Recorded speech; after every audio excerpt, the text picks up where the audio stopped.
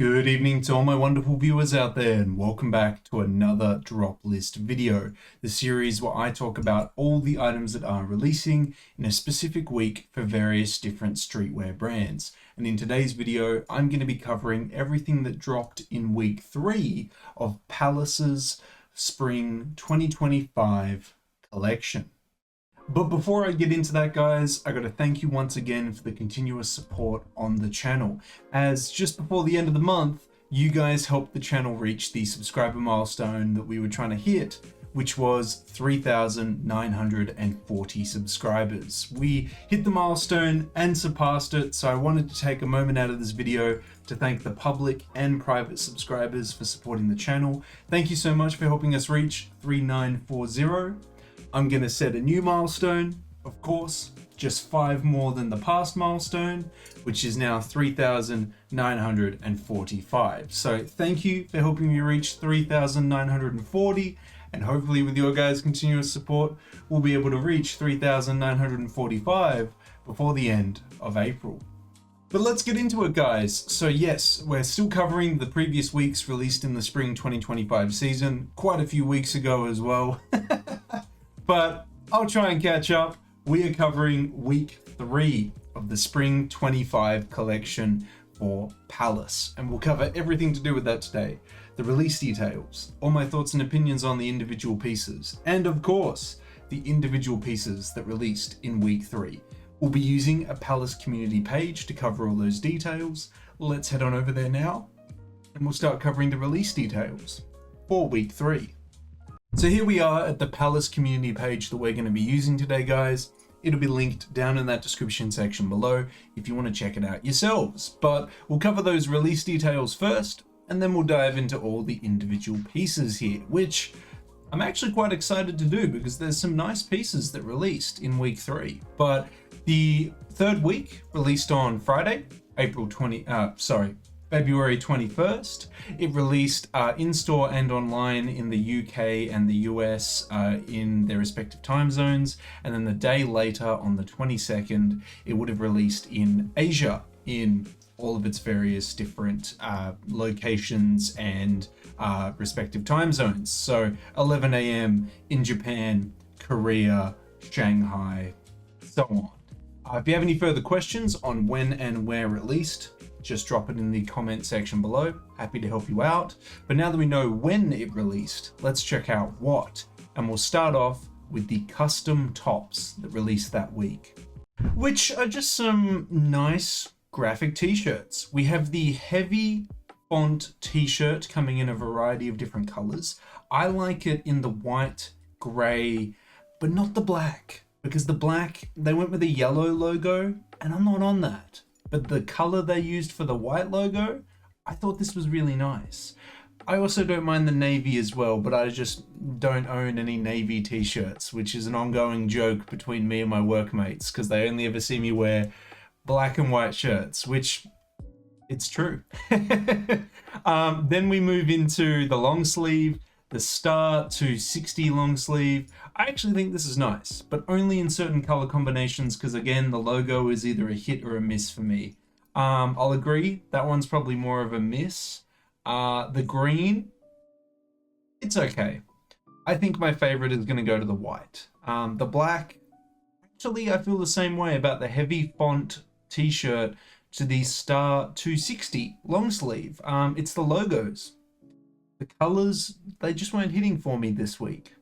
Moving into the trousers, we have a lot going on actually. We have cargo trousers that are made out of denim, they're jeans, and they've been washed to give this really worn out look. And I think it looks absolutely atrocious on the mid wash because I don't know, it just looks really ugly on this silhouette.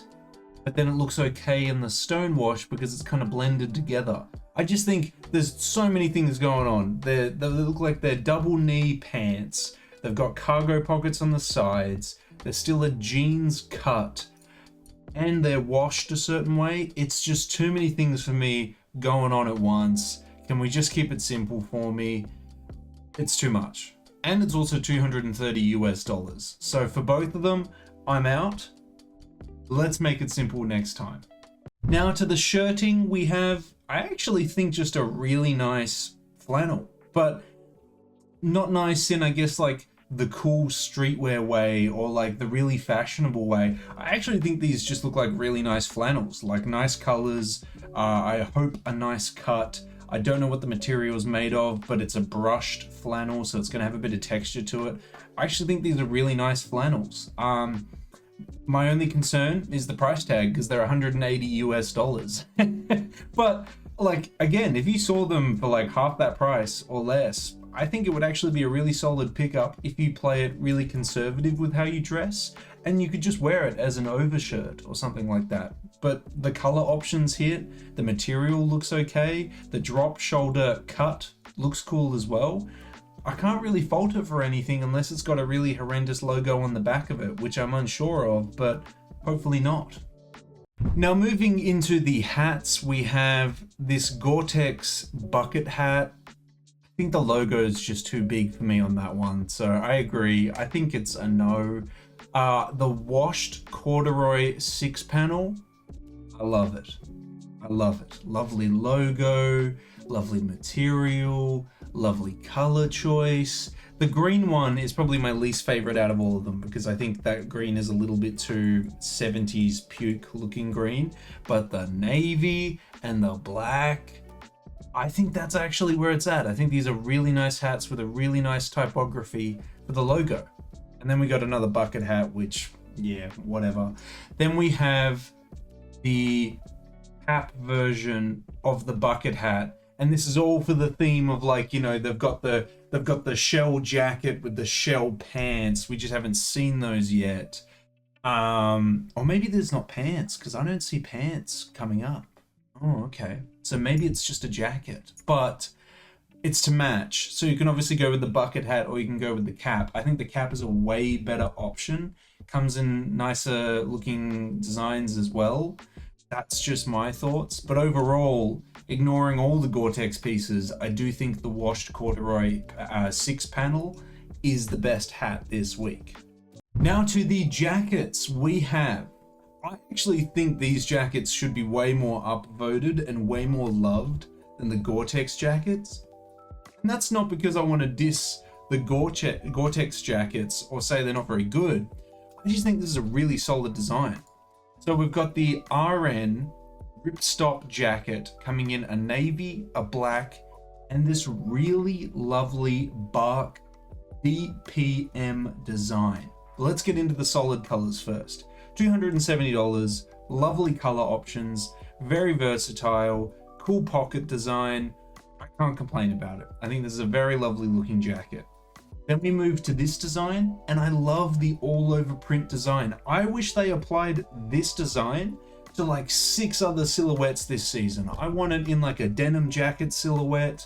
I want it in a hoodie. Why is it only on this jacket? I say that because this jacket silhouette is not my silhouette. And that's why I want it on everything else. But it's really nice. It is really, really nice. And I'm kind of bummed out that this didn't get as much love as the Gore-Tex jackets that we basically see every year. Which again, they're not bad, they're not anything. It's just like, yeah, these are cool. I like the solid colors the most. But we do see them every year. So something like this, to me, is a bit more exciting. Now to the knitwear. And I have to say, this is a very lovely piece. Something that I probably wouldn't wear myself. But if you had some lovely military wool high-waisted trousers, or just like green World War II trousers. I know that's so specific and so niche.